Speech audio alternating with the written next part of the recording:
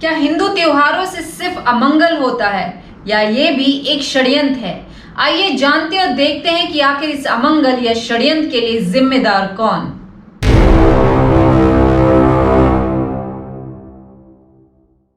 नमस्कार, मैं हूं श्रद्धा राय और जिम्मेदार कौन पर आपका बहुत बहुत स्वागत है। अगर किसी भी राष्ट्र की संस्कृति को बर्बाद करना हो तो वहां की नई पीढ़ी को ये बताना जरूरी होता है कि वो जो भी करते आए हैं वो एक तकियानोसी परंपरा है और वो गवार हैं। और धीरे धीरे शिक्षा प्रणाली के जरिए, अभिनेताओं के जरिए नए युवाओं के दिल में ये बात बैठ जाती है और वो अपने दादा परदादाओं की परंपराओं को यानी कि विरासत को हिराकत की नजर से देखने लगते हैं। और यही सब वर्षों से भारत देश में करने के कुत्सित प्रयास किए जा रहे हैं।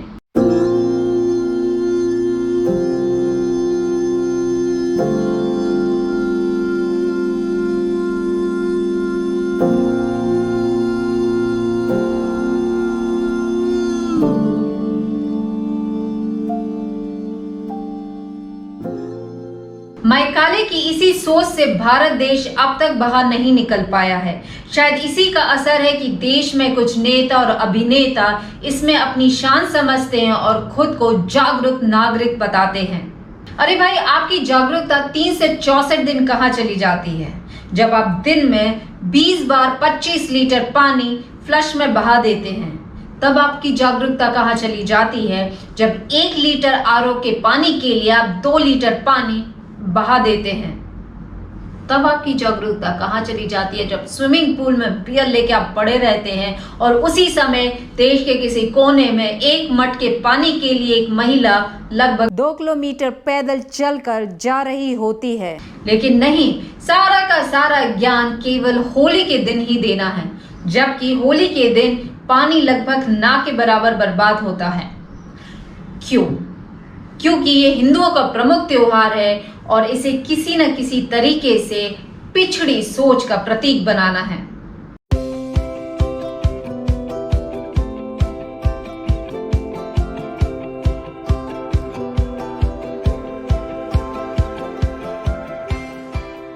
हिंदुओं का सबसे बड़ा त्योहार दीपावली, जो कि बस आने ही वाला है और तैयारियां शुरू हो चुकी हैं प्रदूषण पर रुदाली गान की।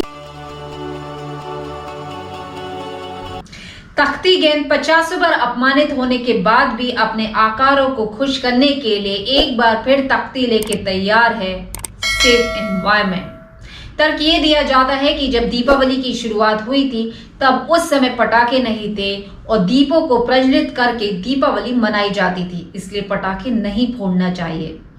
अगर इस तर्क को मान भी ले तो उनके पास क्या प्रमाण है कि उस समय पटाखे नहीं थे, जबकि उस समय पे रावण के पास पुष्पक जैसे विमान था? तो क्या भारतीयों के पास फोड़ने के लिए पटाखे नहीं होंगे? चलो हम मान लेते हैं कि आपकी बात सही भी ही हो, तो भी कई पीढ़ियों से ये हमारा त्योहार है जिसे हम उत्सव के साथ आतिशबाजी करके मनाते आए हैं। आपका सारा का सारा ज्ञान तब कहाँ चला जाता है जब एक त्योहार विशेष पर पूरे देश की नदी नाली लाल हो जाते हैं, जबकि उसको साफ करने के लिए होली के दिन से 3 गुना ज्यादा पानी बर्बाद हो जाता है। और तब जब एक दिन विशेष पर मोमबत्तियां जलाकर पूरे विश्व का तापमान को बढ़ाया जाता है, या फिर कोई एक बाबा आकर आपको मन चाहे तोहफे दे जाता है। बात ये नहीं है कि इन त्योहारों को मनाना या फिर दीपावली पे आतिशबाजी में कुछ गलत है या नहीं। वो सभी धर्मों के लोगों की व्यक्तिगत आस्था का मामला है और हर व्यक्ति को अपना त्योहार मनाने का पूरा अधिकार है।